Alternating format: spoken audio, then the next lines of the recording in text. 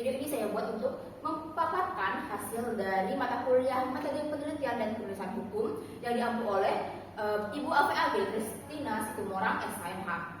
Baiklah, untuk judul ya penelitian yang akan saya angkat yaitu kedaulatan negara dan legalitas multilateral, legalitas tindakan Amerika Serikat dalam melumpuhkan Badan Banding WTO.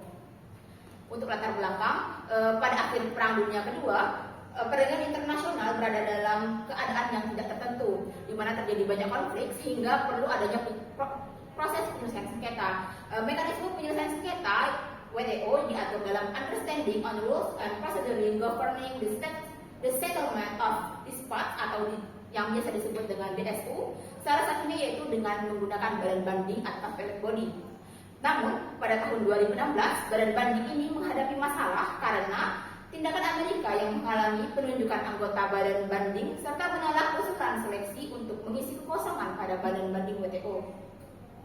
Rumusan masalah yang akan saya angkat di penelitian kali ini yaitu yang pertama, bagaimana legalitas tindakan Amerika Serikat dalam memblokir pengangkatan anggota badan banding WTO ditinjau berdasarkan hukum internasional. Yang kedua, bagaimana keseimbangan antara prinsip kedaulatan negara dengan kewajiban multilateral dalam konteks sistem penyelesaian sengketa WTO.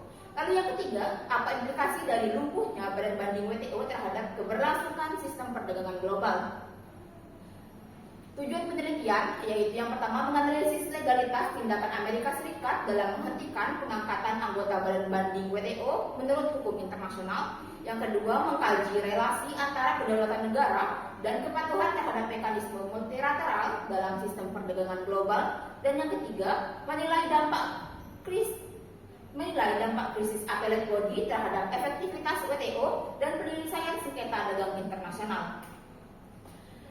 Manfaat yang ingin peneliti capai dari penelitian ini yang pertama yaitu memperkaya literatur hukum internasional terkait mekanisme penyelesaian sengketa di WTO dari isu kedaulatan negara. Lalu yang kedua, memberikan pandangan normatif mengenai pentingnya keberlanjutan lembaga multilateral dalam menjaga keteraturan sistem perdagangan global.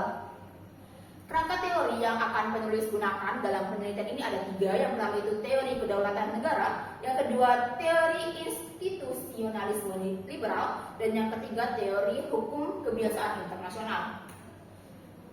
Beberapa penelitian yang relevan terkait penelitian yang peneliti angkat, yang pertama itu efektivitas pembentukan badan banding sementara dalam penyelesaian sengketa perdagangan internasional di WTO oleh Yahya Ahmad Turjaman. Peneliti ini berbeda dengan hal yang peneliti angkat karena peneliti mengangkat terkait legalitas Amerika dalam menghentikan pengangkatan hakim baru badan banding, sedangkan penelitian oleh Yahya Ahmad Turjaman itu membahas terkait efektivitas pembentukan dari badan banding itu sendiri. Lalu yang kedua, ada analisis terhadap pelaksanaan sistem penyelesaian sengketa World Trade Organization atau WTO pada tingkat appellate body oleh Muhammad Ferdian. Nah, hal ini berbeda karena Muhammad Ferdian sendiri mengangkat terkait pelaksanaan sistem penyelesaian di appellate body-nya, sedangkan peneliti sendiri mengangkat terkait legalitas Amerika dalam membekukan badan banding WTO. Lalu penelitian yang ketiga yaitu revitalisasi sebagai opsi alat penegakan hukum penyelesaian sengketa perdagangan internasional akibat krisis di badan banding World Trade Organization oleh Rimadiyah Pramudawati. Hal ini berbeda dengan penelitian yang peneliti angkat karena Kak Rimadiyah Pramudawati mengangkat revitalisasi sebagai opsi penyelesaian sengketa akibat dari krisis badan banding. Sedangkan peneliti sendiri mengangkat legalitas Amerika dalam membekukan badan banding WTO. Selanjutnya, metode penelitian. Penelitian ini merupakan penelitian yuridis normatif dengan beberapa pendekatan seperti pendekatan perundang-undangan, pendekatan konseptual, dan pendekatan kasus dengan sumber data primer dan sekunder yang mendukung diperolehnya data untuk penelitian ini.